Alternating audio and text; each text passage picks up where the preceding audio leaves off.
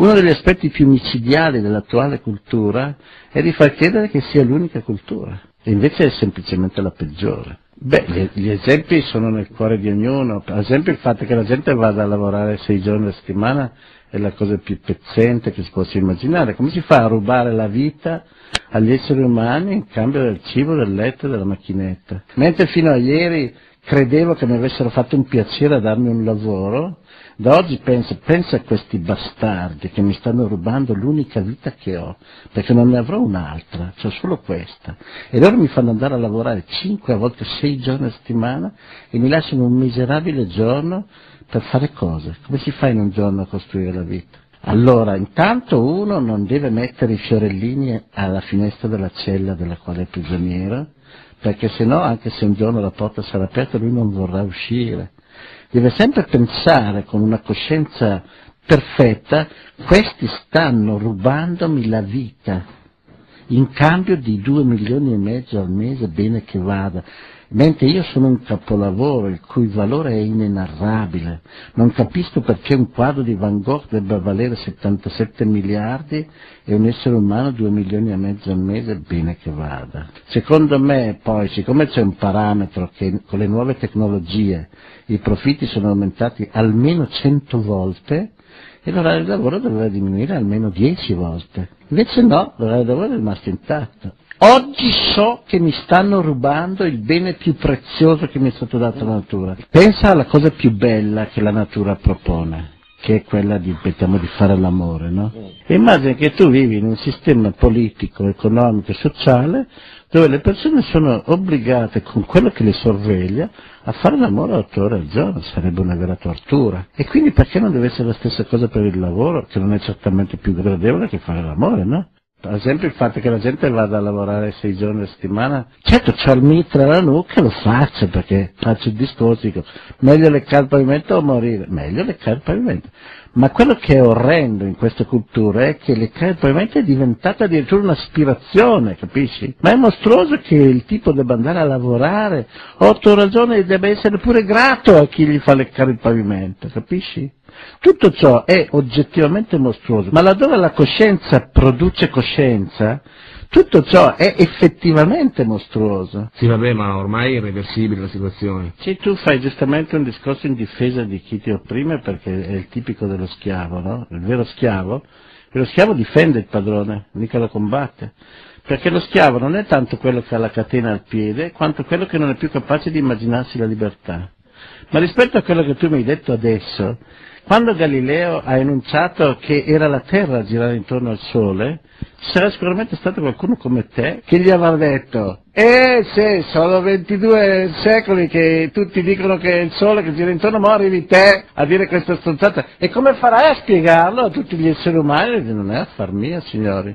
Allora guarda, noi intanto ti caliamo in un pozzo e ti facciamo dire che non è vero, così tutto torna nell'ordine delle cose, hai capito? Perché tutto l'Occidente vive in un'area di beneficio perché sta rubando 8 decimi dei beni del resto del mondo. Quindi non è che noi stiamo vivendo in un regime politico capace di darci la televisione, la macchina, no, è un sistema politico che sa rubare 8 decimi a 3/4 di mondo e che dà un po' di benessere a 1/4 di mondo, che siamo noi. Quindi, signori miei, o ci si sveglia o si fa finta di dormire, o bisogna accorgersi che siete tutti morti. Esclavage moderne. Les maîtres nous tiennent par les couilles, ou plutôt par le logement. Pour vivre sous un toit et ne pas se retrouver à la rue, l'esclave moderne est obligé de s'endetter auprès d'une banque ou de payer un loyer exorbitant à un logeur. Mais pour rembourser ses traites ou payer ses loyers, il devra le plus souvent abandonner sa liberté et son honneur pour exercer un travail qu'il n'aime pas et dont l'utilité sociale est souvent inexistante, tout en subissant les brimades de petits chefs, eux-mêmes obligés d'exercer ce qu'ils ne désirent pas faire.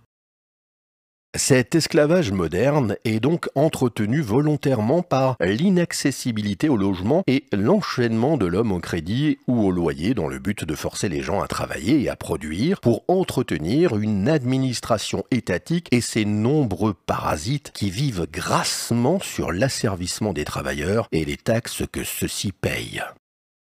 Si l'homme libre possède sa terre et son logement et exerce un métier qu'il aime et utile au groupe, il n'y a donc pas beaucoup d'hommes libres. Nous constatons que si l'esclavage a été, paraît-il, aboli dans nos sociétés modernes, il est sournoisement entretenu et porte le nom de crédit, de loyer et de taxes, obligeant l'homme à se vendre à des maîtres pour ne pas être à la rue. Mais vivre, c'est pas bosser comme un dingue, dodo, métro, comment ils disent déjà là-bas à Paris, je me rappelle plus, métro, boulot, dodo, oui. C'est pas vrai, ça, c'est pas vivre, ça, c'est être esclave.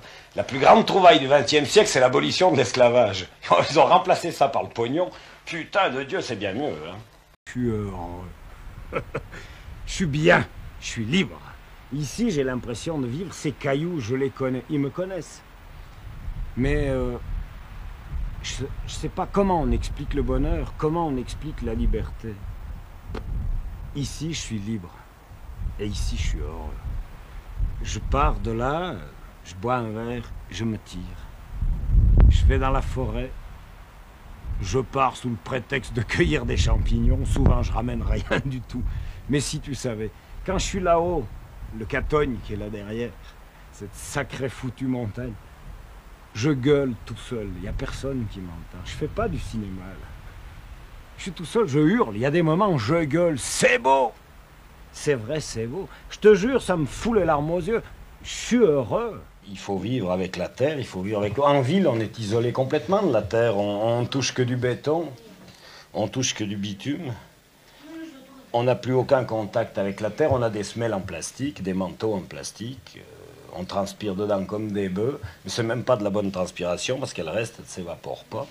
Ce que tu bois, tu peux boire tant que tu veux si tu le transpires, mais sainement, en bossant, en suant, en t'amusant d'ailleurs, parce qu'on peut suer en s'amusant. Il faudrait demander une fois aux gens, à tous ceux qui vivent en pleine ville, d'aller s'étendre dans l'herbe sous un arbre, de regarder que le ciel et les oiseaux éventuels qui passeront, mais de s'abandonner pour respirer avec la terre et la sentir. Et ils verront, ils rechargeront leur batterie, là, pour de bon.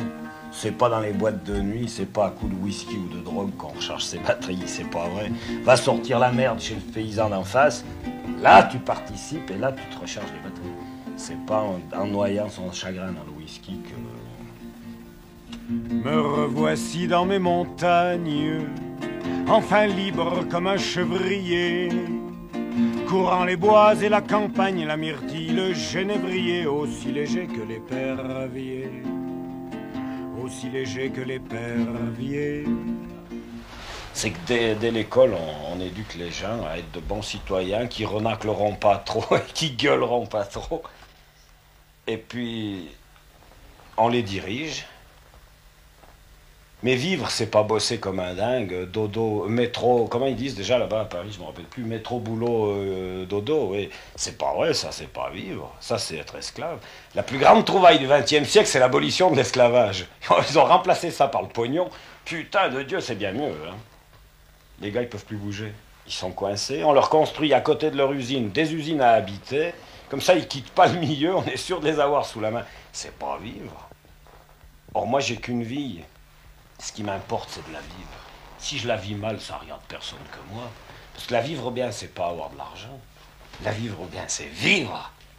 Prendre son temps, boire un verre, discuter comme on fait maintenant, aller se balader, rien foutre. Perdre son temps, c'est la plus merveilleuse façon de le gagner. Alors que les gens disent que le temps, c'est de l'argent, c'est pas vrai, ça. Mais perdre son temps, c'est fabuleux, tu rêves. Tu te laisses aller. Et la rivière coule dans mes doigts et la fougère coule sous mon poids.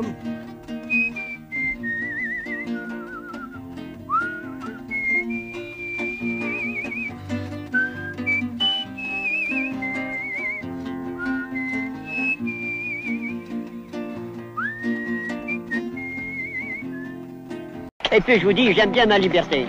Si je veux m'asseoir, je m'assois moi. Et si je veux travailler, je travaille. Si je veux pas travailler, c'est pareil. Voilà. À l'usine, comme j'en vois beaucoup, il faut arriver à l'heure. Tandis que moi, que j'arrive 1 heure en avant, 1 heure en retard, c'est pareil. Il faut faire le travail quand même. Mais j'aime mieux travailler des fois fort, et puis avoir ma liberté quand même. On resserre la vis à tout le monde. pour rembourser la dette, et en faisant ça, la dette augmente. Mais il y a quelque chose qui cloche. On devrait quand même se poser la question. Non, il ne se pose pas la question. Il faut encore plus resserrer pour rembourser encore plus la dette, puis à la fin, on aura encore... Non, on étouffe l'économie en faisant ça. C'est comme un jardinier qui arroserait la rivière avec son tuyau d'arrosage, au lieu d'arroser son jardin. Pendant ce temps-là, le jardin dépérit. Bah, vous avez de l'argent, vous le mettez pour rembourser la dette, et pendant ce temps-là, l'économie dépérit. Si je vous l'explique autrement, c'est comme une banque qui demande à un commerçant, qui dit tu as des traites, rembourse les traites, toutes les traites tout de suite. Et le commerçant, il n'a plus le stock, parce qu'il ne peut plus acheter le stock. Alors pendant qu'il rembourse sa banque, bah, sa boutique baisse. C'est exactement ce qui nous arrive. Donc il ne faut pas rembourser les traites à la banque, parce que sinon on n'existe plus. Ce que je vous montre ici, c'est une page du journal L'Évangéline, le journal des Acadiens, publié à Moncton. C'est le numéro du 24 février dernier. La page est pleine de noms. Vous voyez ces listes-là. Ce sont les noms de familles dont la maison sera vendue pour les taxes, à moins que d'ici un mois, ces personnes ne se mettent en règle pour leurs arrérages de taxes. Et voici maintenant une autre page, 3 semaines plus tard, dans le même journal, le journal du 17 mars, une autre liste pareille. Dans la première page que je vous ai montrée, il y a 1613 noms. C'est pour la paroisse civile d'Allarville, dans le comté de Dorchester. Dans la deuxième page que je vous ai montrée, il y a 1275 noms. Ce sont pour les 2 paroisses civiles de Inkerman et de New Bandon, dans le même comté. Au total, 2888 familles menacées de perdre leur maison parce qu'elles ne peuvent pas trouver d'argent pour payer leurs taxes. L'homme qui nous envoie ces 2 pages-là demeure à Upper Sheila. Et il écrit en même temps, il est du même comté, il nous écrit, ça n'est pas encore rendu chez nous, mais ça s'en vient. Tous les jours, à la radio, on nous dit de prendre 10 piastres dans nos allocations familiales pour payer en acompte sur nos taxes. Mes chers amis, dire à des familles qui sont pauvres, qui ont à peine de quoi vivre, quelquefois pas, qui n'ont guère que leurs allocations familiales pour vivre, leur dire de prendre 10 piastres dans leurs allocations familiales pour donner aux percepteurs de taxes au lieu d'acheter du pain pour leurs enfants, c'est extrêmement brutal. C'est inconcevable. Nous disons, le système actuel empêche de suivre ces conseils de l'Évangile. On est obligé de s'inquiéter du lendemain et du surlendemain, même du jour même. Quand on n'a pas d'argent chez soi, qu'on ne peut rien acheter au magasin, qu'on ne sait pas si on en aura demain, on est inquiet. Non pas parce qu'on craint qu'il manque de la nourriture dans le pays demain, non, mais on sait qu'aujourd'hui il faut de l'argent pour s'en procurer. Et quand l'argent nous est refusé, ça ne sert à rien d'avoir des magasins pleins devant nous, ça ne sert à rien d'avoir l'abondance du bon Dieu et du travail des hommes devant nous, nous ne pouvons rien acheter. Alors on est obligé de s'inquiéter du lendemain.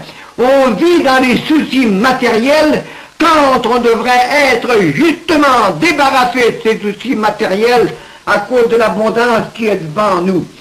Cette abondance n'est pas faite par le gouvernement. Et nous ne demandons nullement au gouvernement de faire vivre les familles. Le gouvernement n'a pas de vaches, il n'élève pas d'animaux, il n'élève pas de poules, il ne fait pas d'œufs, il n'a absolument rien à nous fournir. Nous lui demandons simplement de faire ce qui dépend de lui, de supprimer l'obstacle purement artificiel, l'obstacle financier qui se trouve entre les produits et entre les besoins. Est-ce que Réal Haché, par hasard, accepte cet obstacle-là? Accepte-t-il qu'il y ait d'un côté des greniers pleins et en face des estomacs vides? Et les estomacs de famille qui sont sans sa nationalité, acadienne comme lui. S'il a une meilleure chose à présenter que la doctrine que nous présentons, la doctrine du crédit social, de dividende à tout le monde, s'il a quelque chose de mieux à présenter, mais qu'il se hâte donc de le présenter, au lieu de crier contre ceux qui apportent des remèdes ou qui présentent des propositions pour arrêter ce système-là. Les personnes humaines sont faites à l'image de Dieu. Elles sont sacrées, il me semble. Les familles sont la première société établie par Dieu et la seule même société temporelle qu'il a établie directement. Il y a là aussi quelque chose de sacré. Quelle logique, quel bon sens y a-t-il à prendre dans l'assiette d'un homme pour mettre dans l'assiette d'un autre quand le garde-manger est plein? Car c'est ça les taxes qui veulent redistribuer l'abondance. Tous les citoyens ont le droit à une part des biens du Canada. Ça, c'est un principe parce que la terre et ses biens ont été créés pour tout le monde.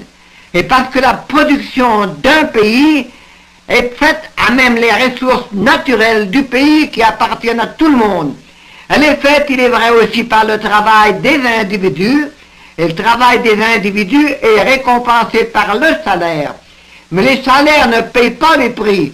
Ensuite, tout le monde n'est pas employé, mais tout le monde est propriétaire des richesses naturelles du pays.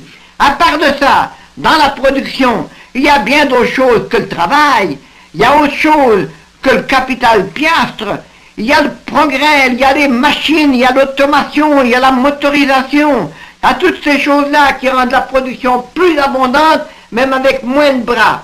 Et qu'est-ce que c'est que cette chose-là? C'est le plus gros capital producteur du pays. Retranchez donc seulement pour un instant l'électricité, retranchez la vapeur, retranchez l'utilisation de l'énergie du pétrole, toutes ces choses-là qui ont été inventées depuis 100, 200, 300 ans. Retranchez ça de la production aujourd'hui. Quelle production allez-vous avoir? Même avec tout le travail, avec tous les travailleurs du pays, s'efforçant le plus possible des longueurs de journée, des longueurs de semaine pour produire, ils ne produiront pas le quart, pas même le dixième de ce qu'on produit aujourd'hui. Alors qu'est-ce que ça veut dire? Ça veut dire que ce progrès, ces choses-là, c'est cela qui fait la production grosse aujourd'hui. Alors qu'est-ce qui a gagné ça? Qu'est-ce qui a gagné le progrès? Qu'est-ce qui peut dire, moi, aujourd'hui, je suis celui qui a inventé le pouvoir électrique, c'est moi qui ai inventé l'utilisation de la vapeur, c'est moi qui ai inventé les moteurs à pétrole, etc. Non, ce sont des générations passées qui nous ont passé ça. Personne aujourd'hui n'est le propriétaire exclusif de ces choses-là, mais tout le monde en est le copropriétaire. C'est un héritage collectif. Et tant qu'on n'aura pas admis ça, que tout le monde aujourd'hui est co-héritier des générations passées, on aura la politique et l'économie de loup qu'on a aujourd'hui, chacun est en train de prendre tout pour lui, même ce qu'il n'a pas gagné, même ce qu'ont gagné les ancêtres pour tout le monde. Eh bien, le crédit social dit, ce n'est pas comme ça. Il faut que la production donne quelque chose à tout le monde, parce que tout le monde est propriétaire du plus gros capital de production aujourd'hui. Quand on parle de capital, il ne faut pas penser rien qu'aux piastres. Mettez les piastres, ou comme vous voudrez, montez jusqu'au ciel si vous voulez. Si vous n'avez pas de richesse naturelle dans le pays, les piastres ne développeront rien. Si vous n'avez pas de travail non plus, mais le travail de moins en moins, de plus en plus le progrès et les richesses naturelles. Alors, les richesses naturelles, propriété de tout le monde. Le progrès, propriété de tout le monde. Le travail, propriété de celui qui le produit, de celui qui le donne. Cette distribution de la richesse de cette manière-là accomplirait parfaitement le but de la production. Le pape Pidou nous l'a rappelé bien souvent. Les richesses de la terre ont été créées pour tous les hommes et doivent être mises à la disposition de tous. Et c'est du fait de sa nature, dit-il. L'homme a un droit fondamental aux biens de la terre. Il a le droit d'user des biens matériels, du seul fait qu'il est un être doué de raison. Quel est le but du travail? La lettre collective des évêques et archevêques du Québec l'a rappelé. L'homme travaille pour produire des biens utiles, pour créer une vraie richesse qui doit être mesurée d'après les fins humaines qu'elle est destinée à servir. D'après les fins humaines que cette production est destinée à servir. Un peu plus loin, ils disent, par le travail, l'homme domine la matière, humanise la terre. Il continue en quelque sorte l'œuvre de la création en transformant, en rendant utilisables les biens qui furent mis à son usage par Dieu afin qu'il s'en serve pour atteindre sa propre fin. Je voudrais bien savoir si cela s'applique à la plus grande partie du travail qui est exécuté par nos gens aujourd'hui, au travail qui est fait par la grande industrie. Est-ce qu'on peut dire cela, par exemple, de la fabrication de bombes nucléaires ou d'autres engins meurtriers? Est-ce que c'est continuer la création de Dieu pour mettre les biens qu'il a créés à la disposition des hommes, afin qu'ils puissent mieux poursuivre leur fin dernière? Non, évidemment. La centralisation a tout défait cela. La même chose pour ce qui est du développement de la personne de l'ouvrier. La même lettre dit, l'homme doit pouvoir trouver dans son travail un moyen de développer et de faire s'épanouir sa personnalité humaine en disciplinant ses facultés intellectuelles et morales.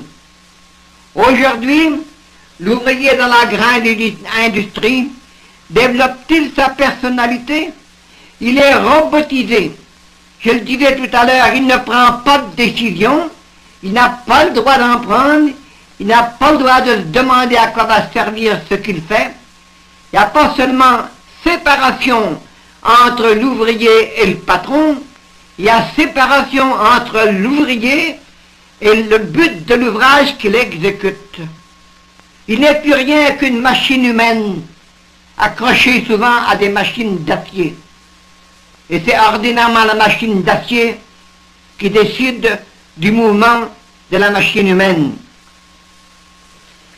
Les évêques disaient, l'agriculteur et l'artisan peuvent aisément faire rendre à leur travail toutes ces possibilités de perfectionnement humain et de mérite surnaturel. Oui, l'artisan et l'agriculteur, mais, ajoutait-il, il n'en va pas de même pour l'ouvrier industriel et la plupart des salariés, car elle est encore vraie dans un trop grand nombre de cas, cette parole de Pie XI, la matière sort ennoblie de l'atelier, tandis que l'homme s'y corrompt et s'y dégrade. C'est cela dans l'industrie, c'est cela dans l'économique. L'ouvrier éloigné de l'endroit où se prennent les décisions. Il n'est qu'un exécutant aveugle. Et on est en train de transporter la même chose dans la politique. Mes amis, ce n'est pas comme ça qu'on va arriver à libérer les personnes, à leur épanouissement, à l'épanouissement des familles, à l'épanouissement des ouvriers, à l'épanouissement de la personne humaine. Non, on s'en va de plus en plus vers l'appauvrissement de la personne humaine. Si les hommes excellent à produire, ils échouent pitoyablement pour distribuer. Et pourquoi échouent-ils pour distribuer? Parce qu'ils se sont eux-mêmes imposés des règlements. des règlements pour la distribution des biens. Et ces règlements sont régis par la finance, des règlements financiers. Impossible d'obtenir des biens qu'on n'a pas produits soi-même à moins de les payer. Et la même chose pour les autres. Et si l'on est incapable de produire, parce que l'on ne possède pas de moyens de production, aujourd'hui il y a bien du monde qui ne possède pas de moyens de production, même ceux qui sont employés aujourd'hui dans la production, ils ne savent pas combien de temps durera leur emploi. Ils sont tous sur la branche. Leur emploi ne dépend pas d'eux, il ne dépend pas de leur volonté, il dépend de circonstances indépendantes de leur volonté. Et pas des circonstances naturelles, des circonstances artificielles créées par la finance. Je ne m'étendrai pas sur ce sujet-là tout de suite, parce que c'est bien connu. On est capable de faire des choses, et quand on ne les produit pas, c'est parce que la finance n'est pas là pour financer la production. Et quand elles sont faites, si on ne les obtient pas dans les maisons, c'est parce que la finance n'est pas dans les maisons pour se les procurer. On dirait que la production existe pour être vendue, pour être achetée. Ce n'est pas le but de la production. La production est faite pour satisfaire les besoins humains, ou bien elle n'a pas de raison d'être. La production est faite pour satisfaire les besoins humains. S'il y a un système de vente et d'achat qu'on a établi, ça peut être une bonne chose. Je ne critique pas l'établissement de cela. Ça permet aux individus qui ont de l'argent de choisir dans la production ce qui leur convient. Et quand ils choisissent ce qui leur convient, le système de production reproduit les choses qu'ils ont achetées, de sorte que la production peut servir les consommateurs lorsque les consommateurs ont le moyen d'exprimer financièrement la production dont ils veulent avoir pour satisfaire leurs besoins personnels. Et ils connaissent leurs besoins mieux que les autres. C'est donc un bon système en soi que le système d'argent, le système de vente et d'achat, à la condition que ce système-là permette aux produits d'atteindre tous les hommes pour atteindre le but de la production, pour atteindre le but du créateur dans la création. Les biens créés par Dieu l'ont été pour tous les hommes. Quelle que soit la méthode que l'on emploie, il faut qu'elle accomplisse ce résultat-là. Si elle ne l'accomplit pas, c'est qu'elle est mauvaise ou viciée. Et dans ce temps-là, il faut ou la changer ou la corriger. Ça peut sortir de là. Maintenant, la cause, c'est rien que le règlement financier. Maintenant, ça n'est pas l'essence de la production, encore une fois, la finance. L'essence de l'économique, c'est de produire des biens et de les conduire aux besoins. Pas d'autre chose que cela. Mettons un exemple qui nous donne bien une idée de la notion essentielle de l'économique, et non pas tout le jargon qu'on a aujourd'hui, crise financière, crise économique, conjoncture économique, tout ce jargon, tout ce balagouin-là, ça ne donne rien. Mettons un exemple, tenez, on va le chercher dans l'Évangile. Ah, vous voulez chercher des affaires matérielles dans l'Évangile. Écoutez, l'exemple que je vais donner, je ne veux pas dire qu'il n'y a rien que cette leçon-là à en sortir, mais on peut l'en sortir. Quel est cet exemple-là? C'est la multiplication des pains. Tout le monde connaît la chose. Il y a eu deux circonstances racontées dans l'Évangile dans lesquelles notre Seigneur a fait nourrir une multitude de personnes avec peu de choses. Par exemple, l'Évangile qui est rapporté dans la circonstance où il y avait 4000 personnes environ dit l'évangéliste. Et ces personnes-là avaient suivi notre Seigneur toute la journée, une partie de la journée précédente. Ils n'avaient pas mangé depuis longtemps. Venait le soir, et puis notre Seigneur voulait renvoyer les gens chez eux, mais il ne voulait pas que les apôtres les renvoient à jeun, ou bien, disait-il, ils vont défaillir en chemin. Il me semble que c'est un côté bien matériel que notre Seigneur exprimait là. Nous pouvons donc traiter l'aspect matériel de la chose. Bien qu'a fait notre Seigneur? Il a demandé à ses apôtres de leur donner à manger. On n'en est pas capable, il n'a pas assez. Comment? Vous n'avez pas de nourriture ici? Non, et puis les magasins sont bien trop loin. Qu'est-ce que vous avez ici? Il y a un petit garçon qui a 7 pains, un autre quelques petits poissons. Notre Seigneur a dit, apportez-moi ça. On les lui a apporté, il les a bénis, et puis il a dit aux apôtres, distribuez. Ça, c'est le fait. Et quand les apôtres ont eu distribué, que le monde a eu mangé autant qu'ils avaient faim, on a encore ramassé 7 corbeilles de morceaux de pain qui restaient.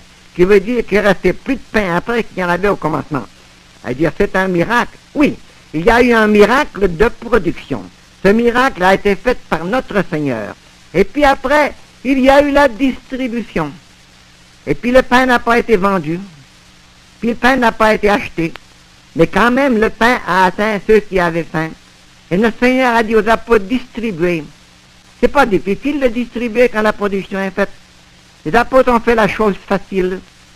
Et aujourd'hui, il n'y a pas besoin de miracle pour multiplier le pain. La production humaine, la production moderne s'en charge avec tout le progrès qui a été fait depuis des siècles. La production abonde. C'est la chose difficile à faire qui est réalisée. Puis la chose facile à faire, à distribuer, on n'en vient pas à bout. Pourquoi? Encore une fois, à cause du système financier qu'on s'est imposé. Eh bien, l'humain passe avant la finance. La personne passe avant l'argent. Et les gouvernements ou les peuples doivent établir un ordre qui permette à la production d'atteindre les besoins. C'est ce que le pape répète encore.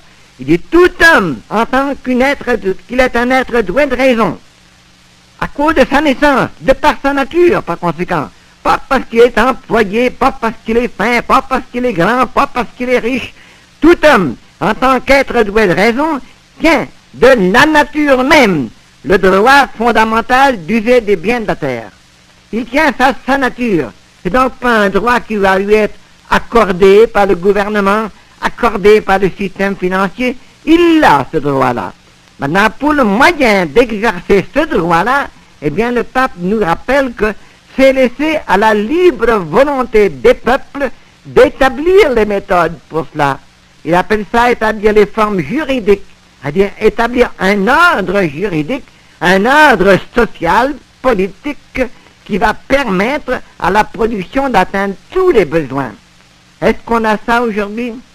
Hélas, non, on ne l'a pas. Pourquoi? Est-ce que les peuples n'ont pas la liberté de l'établir? Oui, mais ils ne l'ont pas. Il y a des gens qui ont le suffisant, et encore, c'est pas sûr qu'ils l'auront toujours. Alors le pape nous rappelle que l'économie nationale doit accorder sans interruption à tous les conditions matérielles dans lesquelles chacun pourra se développer pleinement sa vie individuelle. Et donc, question de la sécurité économique personnelle. À dire, oui, mais est-ce que le gouvernement ne reconnaît pas ça avec ses lois de sécurité sociale? Oui. Et nous nous réjouissons qu'il y a déjà des lois de sécurité sociale, comme les allocations familiales, pensions de vieillesse, allocations aux mères nécessiteuses, allocations de cécité, etc. Et plus dernièrement encore, la loi de l'assistance chômage pour combler les trous qui existaient encore dans la législation sociale. Mais c'est accordé au compte-gouttes par le petit, basé sur la capacité de taxer du pays, au lieu d'être basé sur la capacité de produire du pays. Et il y a de ce côté-là l'aspect mendiant, l'aspect de mendicité de la part des requérants et l'aspect enquêteur de la part des offices du gouvernement. Qui est-ce qui a construit ces routes, ces hôpitaux, toutes ces affaires-là? Qui est-ce qui a construit ça? Bien. C'est des gens qui ont été engagés par le gouvernement, très bien. Et puis ils ont reçu des salaires, très bien. Ils ont dépensé ces salaires, ils ont acheté de la nourriture, ils ont acheté des habits, ils ont payé leur loyer. Qui est-ce qui a fait cette nourriture? Qui est-ce qui a fabriqué ces habits? Qui est-ce qui a établi ces maisons? C'est toujours la population de la province de Québec, soit les uns, soit les autres. Et pourtant, au bout de tout cela, c'est la population dans son ensemble que l'on considère comme endettée pour 200 millions, alors que c'est la population dans son ensemble qui a fait tout ce qu'il fallait, qui a produit tout ce qu'il fallait pour équivaloir ces 200 millions. Depuis quand est-ce qu'on doit être endetté pour une chose qu'on a faite soi-même? Ça paraît drôle à dire. Oui, mais il a bien fallu de l'argent pour payer ces gens-là. Très bien, il a fallu de l'argent pour payer ces gens-là. ils ont fait des produits, il n'y avait pas d'argent dans la population pour les payer. Qu'est-ce que ça veut dire? Ça veut dire que le système de paiement n'est pas égal au système de production? Est-ce que c'est correct, ça? On travaille, on produit, et on n'a pas d'argent pour payer. Qui est-ce qui fait le travail? Qui est-ce qui fait les produits? La population. Qui est-ce qui fait l'argent? Ni la population ni le gouvernement. Qui est-ce qui fait l'argent? Soit les financiers, soit les banquiers. Et c'est à eux qu'on doit nos routes. Ils n'ont pas fait rien pour les routes. C'est qui ont fait les routes, qui ont tout fabriqué, qui ont tout construit ça. C'est eux autres qui doivent à ceux qui n'ont rien fait. Attends, on ne peut pas trouver ça absurde. C'est absurde au suprême degré. Et ce qui est absurde encore, c'est de faire rembourser non seulement le prix de ces choses-là, mais de l'intérêt par-dessus le marché. Les 200 millions ont été émis sous forme de crédit, sous forme d'argent inscrit dans les livres des banquiers, ou d'autres manières, même si c'est de l'argent qui a été prêté par les uns ou par les autres. Qu'est-ce que c'est que l'argent? Ce sont des chiffres qui servent à payer, qui servent à acheter. Mais oui, des chiffres, que ça soit sur des morceaux de papier, que ça soit sur des rondelles de métal, que ça soit dans les livres de banque, ce sont des chiffres. Il a fallu faire des chiffres, trouver des chiffres, 200 millions, pour permettre à la population de produire. C'est la permission à donner à la population, accorder à la population, pour pouvoir faire 200 millions de travaux. Est-ce que ce n'est pas assez drôle que le gouvernement et que la population doivent demander la permission de produire des choses qui sont bonnes pour la province, et qu'elles doivent payer cette permission, et qu'elles doivent payer avec usure, payer de l'intérêt sur cette permission, remettre tout ça aux banquiers? Ça ne vaut pas grand-chose, ce système-là. C'est une absurdité. Et de la part du gouvernement, admettre ça, eh bien, c'est une déchéance devant un pouvoir qui s'est donné, qui s'est accordé la permission de contrôler ainsi la population du pays et son gouvernement. Et ce n'est pas seulement à Québec que ça se fait. Les financiers, plus particulièrement les banquiers, ont pris, pour ainsi dire, la propriété de ce crédit social. Ils transforment eux-mêmes en argent. Ça n'est même pas le gouvernement qui change ce crédit de la société en argent. Ça n'est pas nous, ça n'est pas la population, ni nos représentants.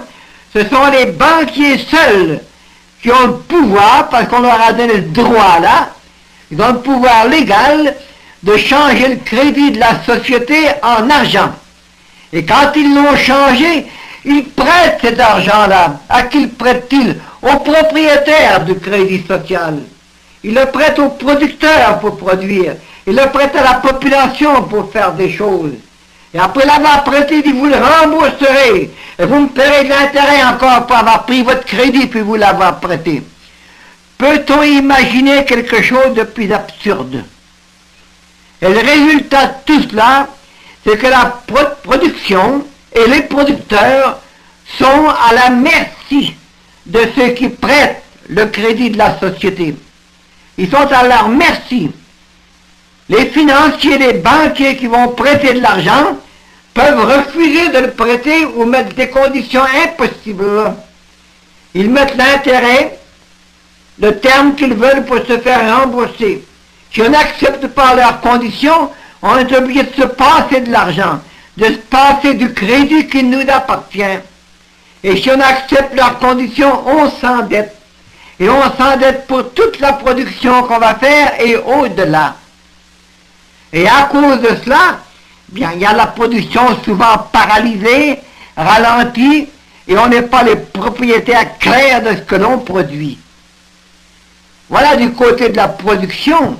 À part de cela, comment faire pour se procurer les produits qu'on a faits? Il y a des produits qui sont à vendre. Les écoles ne sont pas à vendre, elles sont à utiliser. Mais il y a des produits qui sont à vendre, qu'on appelle les biens de consommation. Il y en a dans les magasins, ces produits-là. Puis on en a besoin dans nos maisons. Que faut-il faire pour les obtenir?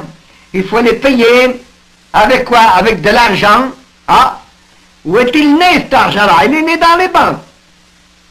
Comment nous est-il venu? Par les salaires, ou bien par les dividendes industriels, par les octrois qui viennent des taxes, par les salaires qui viennent de l'argent que les producteurs ont emprunté justement des exploiteurs de notre crédit social.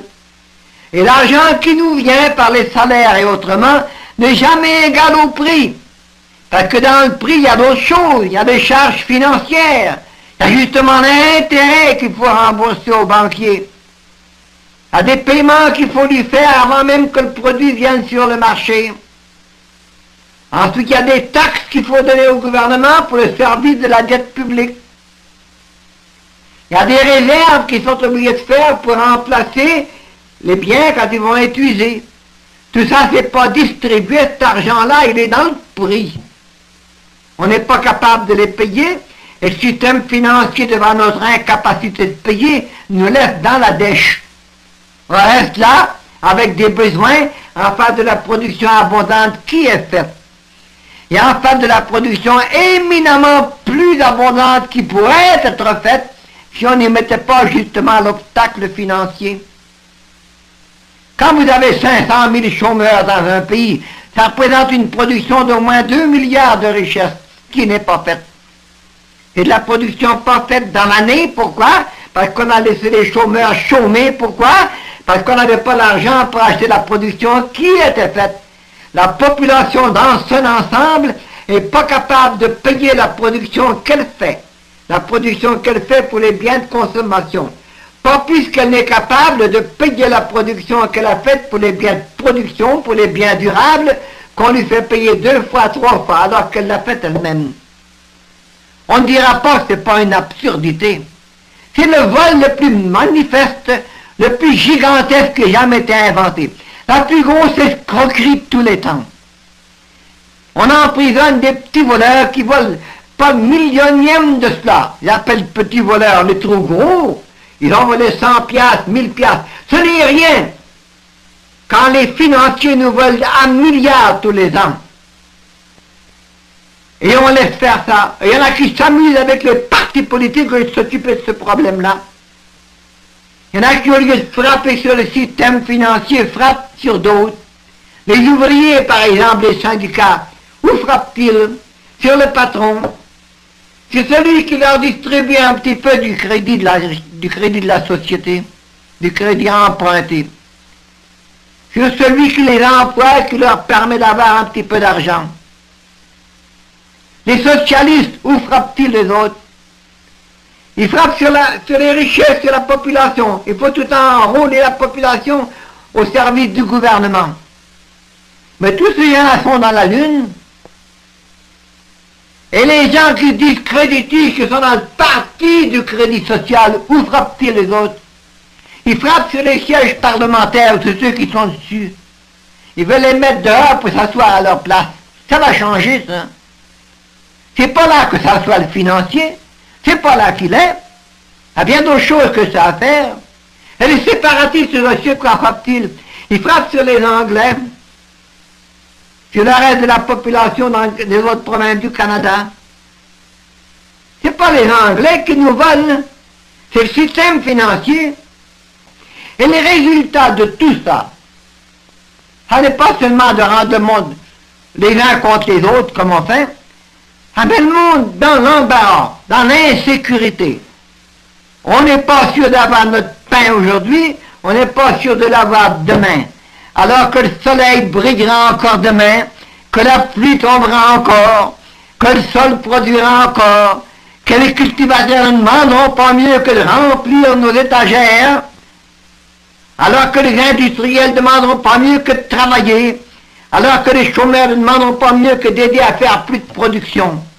Un système absurde, un système de voleurs, un système qui nous fait nous manger les uns les autres, et un système qui met l'insécurité, l'anxiété dans tous les foyers, à nous rendre matériel, on est pris par les soucis matériels constants, alors qu'on devrait débarrasser de tous les soucis matériels en pas de tant de richesse. Voilà ce qu'il faut comprendre. Le problème de l'argent, le seul problème qui se pose. à l'existence de ce problème-là est une preuve que l'humanité est absolument dans les ténèbres comme l'étaient les idolâtres quand ils adoraient les faux dieux. Ils sont là au pied de l'argent, ils ne sont pas capables, ils pensent n'être pas capables ou ils ne veulent pas résoudre un problème qui est si facile à régler. La preuve que le problème d'argent, d'abord qu'est-ce que c'est que le problème d'argent? C'est l'absence d'argent. Il y en a qui veulent nous faire croire que le problème d'aujourd'hui c'est le trop d'argent.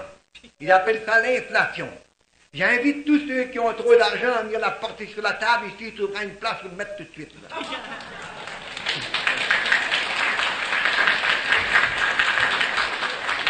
Mais ce problème-là est partout.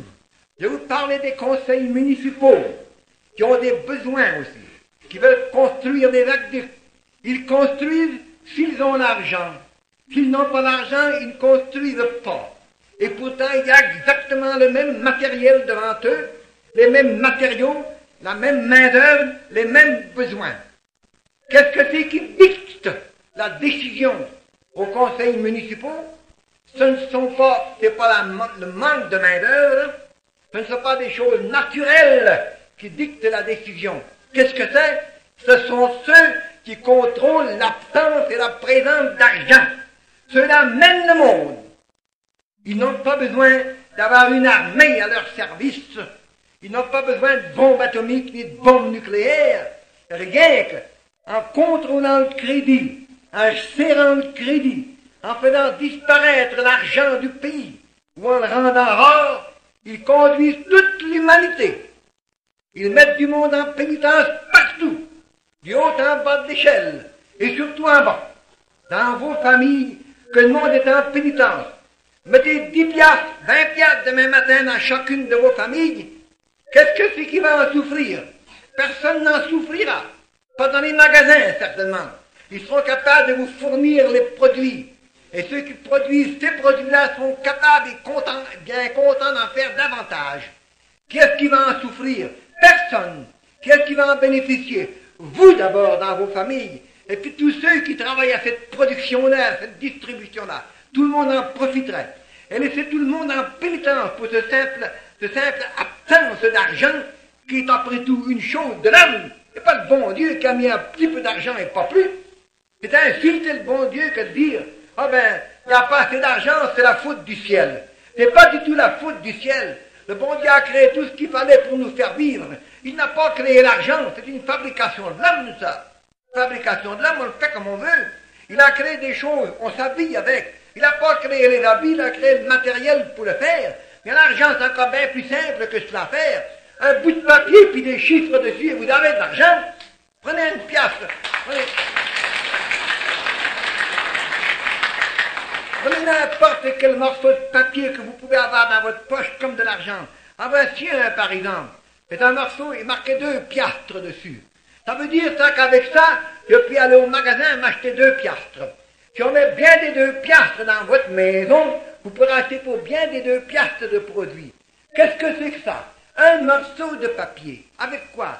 Avec des grimaces dessus, là, des dessins, et puis surtout dans le coin, 2.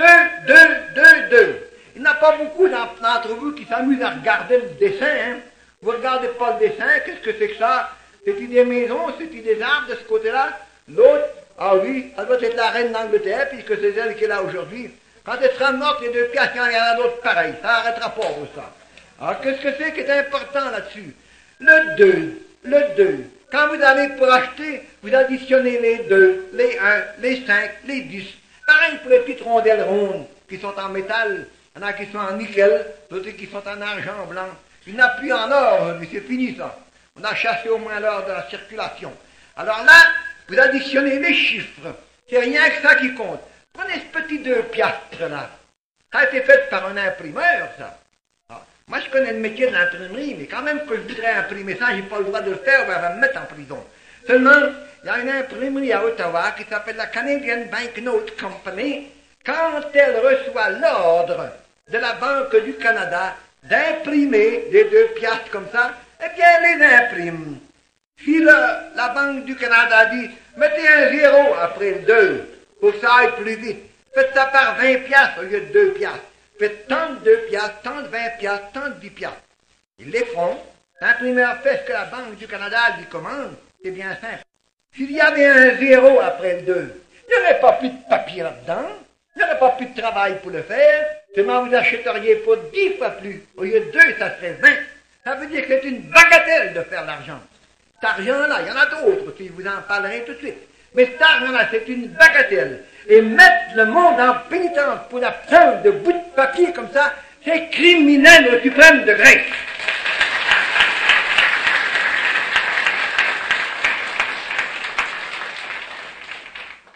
Si j'étais le souverain du pays et que je constaterais comme aujourd'hui qu'il y a dans le pays qu'on manque de piastres, mais mon Dieu, qu'est-ce que c'est que je ferais?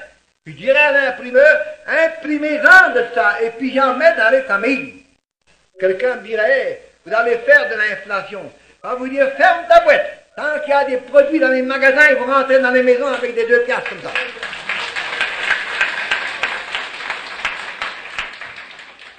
Mais savez-vous bien que ça se fait des fois, ça?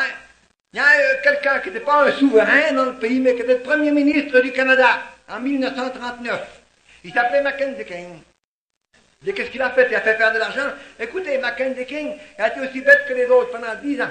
Pendant 10 ans, on était en pleine crise avant la guerre. C'est pas parce que tu es rouge, tu es bleu, c'était pareil, sous Bennett, c'est la même chose. C'est lui qui était au pouvoir pendant la crise jusqu'en 1930. Et puis, Mackenzie King, au mois de septembre 1939, a déclaré la guerre. Remarquez bien qu'on était en crise depuis 10 ans. Le monde n'avait pas d'argent. Mackenzie King n'avait pas d'argent pour faire travailler les chômeurs. Il leur disait, n'en est pas. Dans les provinces, c'est encore pire, dans les municipalités, encore pire. Mais au fédéral, il n'y avait pas d'argent. Malgré cela, Mackenzie King nous embarque dans une guerre, sans nous demander la permission par-dessus le marché. Parce que je lui aurais refusé, moi. Il n'a pas demandé la permission à personne. Il a déclaré la guerre. Pour faire une guerre, ça prend de l'argent. Ça prend de l'argent beaucoup, ça a pris des milliards pour faire la guerre. Alors Mackenzie King a déclaré la guerre pareil alors qu'il n'avait pas d'argent. Comment a-t-il pu embarquer dans une guerre avec pas d'argent? Comment? C'est bien simple. Ces jours-là, il s'est montré comme un souverain. Il dit, quand le monde crève, ça ne me fait rien. Mais quand il faut envoyer le monde à la guerre, il me faut de l'argent. Il a dit au banquier, je vais avoir tout de suite 80 millions pour commencer. Il les a eu ça dans la minute même, ces 80 millions. Qu'est-ce que le banquier a fait? Et qu'il a été chercher de l'or dans la terre, dans le nord de la BTB? Pas en tout. Qu'est-ce qu'il a fait? Est-ce qu'il a été à une banque pour faire, à une imprimerie pour faire imprimer des papiers comme ça? Pas en tout. Il n'a pas eu besoin de ça. Qu'est-ce qu'il a fait, le banquier? C'est très simple. Il a pris son grand livre. On appelle ça ledger. Si vous allez à la banque, quelquefois, quand vous êtes assez riche, vous verrez ça. Il y a des grands livres pour les banquiers. Puis les ledger, quand vous êtes à la caisse, ils écrivent ça sur un petit morceau de papier, vous ne voyez pas tout ce qui se fait par derrière. Mais lui, par derrière, un comptable qui prend le grand livre et puis il écrit dans le grand livre. Si vous portez de l'argent, il le met à votre crédit. Si vous en retirez, il tire de votre crédit. Si vous en mettez, il le met à votre crédit. Alors ce jour-là, Mackenzie King n'a pas apporté d'argent à la banque, lui. En tout, il n'a pas. Il vient en chercher. Et pourtant, le banquier l'a mis à son crédit pareil. Moi, quand je vais à la banque, s'il met 2 piastres, le banquier met 2 piastres à mon crédit. Si j'apporte rien, que j'y mets mon livre, il ne mettra rien dans mon livre. Attends, j'emporte de l'argent. Mais Mackenzie King n'a pas apporté. Il n'a demandé. Il a demandé, banquier, qu'est-ce qu'il a fait pour lui en faire, pour lui en donner? Ben, il en a fabriqué. Il a pris sa plume et puis l'a mis au crédit du Dominion, ça s'appelait comme ça dans le Canada. Dans ce temps-là, le Dominion du Canada, 80 millions. Comment a-t-il fait ça? Il a pris sa plume, il a écrit un 8, un 0, et puis 6 autres 0. Et puis 2 autres 0 pour les chaînes. Ça fait 80 millions. Ça prend pas de temps, ça. Ça prend pas de temps. Tout de suite, Mackenzie King a pu changer les chômeurs en soldats. Puis ceux qui mettaient à la porte la veille, il allait les chercher. Si vous venez pas assez vite, j'enverrai des MP, les militaires police, vous cherchez. Vous venez pas assez vite. Pourquoi? Ben, il avait de l'argent. Qui a fait de l'argent? La banque. I've been selling my soul, working all day, overtime hours for bullshit pay, so I can sit out here and waste my life away. drag back home and drown my troubles away. It's a damn shame what the world's gotten to for people like me, people like you. Wish I could just wake up and it not be true, but it is. Oh, it is living in the new world with an whole soul. These rich men north of Richmond, Lord knows they all just wanna have total control. Wanna know what you think, wanna know what you do, and they don't think you know, but I know that you do. 'Cause your dollar ain't shit, and it's taxed to no end, 'cause the